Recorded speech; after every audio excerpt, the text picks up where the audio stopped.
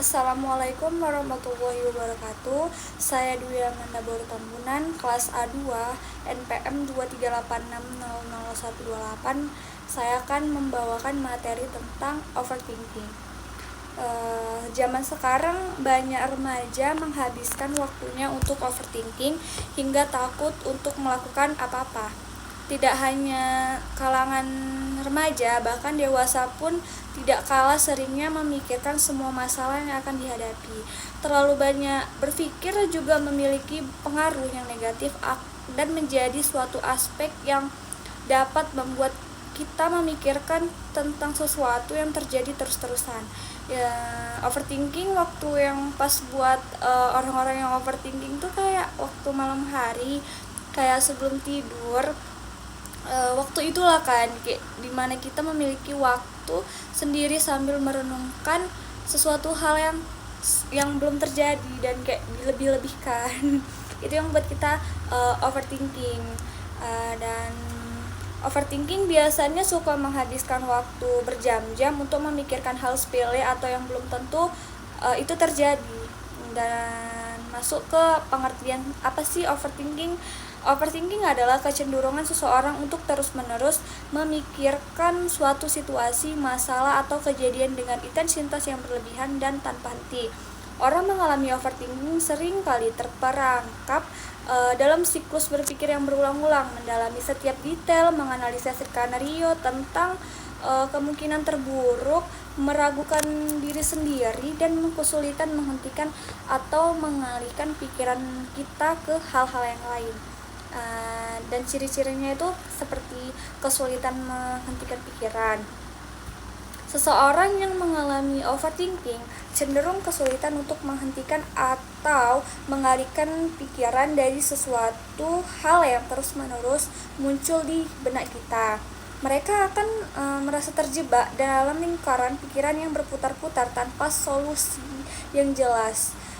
Kondisi ini dapat membuat seseorang sulit untuk fokus pada hal-hal yang positif atau hal-hal yang lain. Dan yang kedua itu ada gara-gara melakukan analisis berlebihan. Bukan gara-gara ya guys.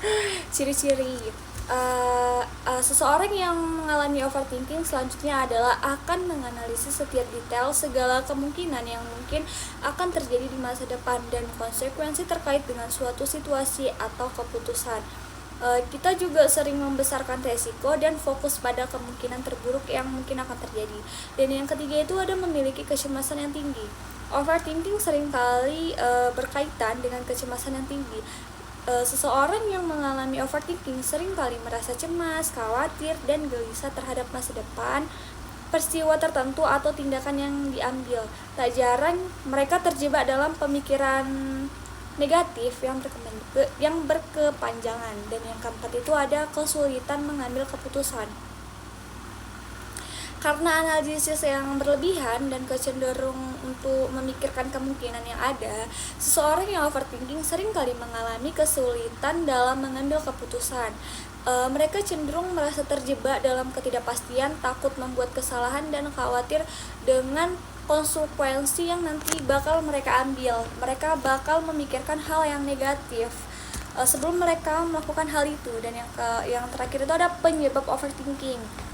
Penyebabnya itu ketakutan akan keputusan yang salah. Rasa takut membuat keputusan yang salah atau mengecewakan orang lain dapat mendorong seseorang untuk terus menerus menganalisis dan mempertimbangkan berbagai kemungkinan.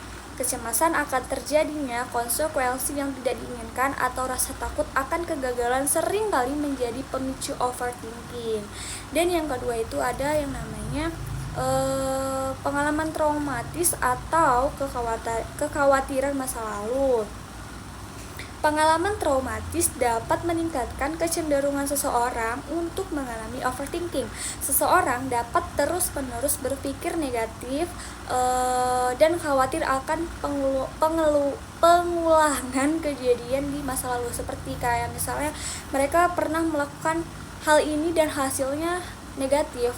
Jadi mereka takut mengulangi hal itu lagi dan hasilnya negatif lagi. Jadi mereka akan takut kegagalan. Dan yang terakhir itu ada yang namanya gangguan kecemasan. Beberapa gangguan kecemasan seperti general anxiety disorders, dissocial anxiety disorders, atau gangguan obsesif kompulsif dapat menyebabkan overthinking yang berlebihan. Gangguan kecemasan ini mempengaruhi pola pikir dan menyebabkan pemikiran yang berlebihan, gelisah, dan kecemasan yang tak terkendali.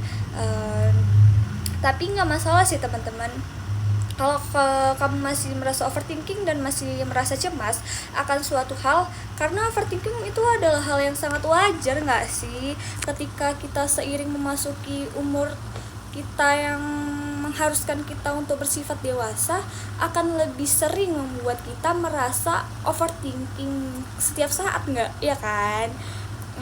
Dan bahkan belum tentu terjadi di kehidupan kita gitu kan. Apa ya, aku bakal bahas apa lagi ya. Ngomong-ngomong, aku juga sih kayak masih sering overthinking, kayak aku tuh mikirin hal-hal yang nggak penting dan bahkan belum tentu terjadi gitu di kehidupan aku. Maka dari itu, untuk mencegah kebiasaan ini, kita coba masuk ke tahap yang kayak kita harus berpikir positif, kayak kita berpikir positif aja gitu, kayak kita berpikir aku pasti bisa, aku pasti bakal melewati ini, dan apapun hasilnya ya itu emang udah takdir kan, kayak ya udah kita berpikir positif aja. Dan yang kedua itu fokus pada solusi. Memikirkan masalah tidak akan membantu kita, tetapi memikirkan tersebut akan sangat membantu kita. Jangan biarkan pikiran kita mengarah kepada masalah yang terjadi kepada diri kita. Nah, sebisa mungkin alihkan untuk memikirkan solusinya. Tanyakan pada diri kita sendiri, langkah apa ya yang harus kita lakukan agar dapat menyelesaikan masalah. Daripada bertanya kayak, kenapa sih kayak ini kejadian seperti ini gitu. Lebih baiknya kita ganti dengan kata, apa sih yang harusnya kita lakukan gitu kan. Dan yang ketiga itu ada alihkan pada kebahagiaan. Pikirkan hal-hal yang membuat kita bahagia. Misalnya jalan-jalan, kalau misalnya jalan-jalan buat kita happy, atau shopping buat kita happy, kita lakukan itu gitu yang buat kita bahagia, dan jangan galau-galau. Dan yang keempat itu poin pentingnya ini sih, bersyukur.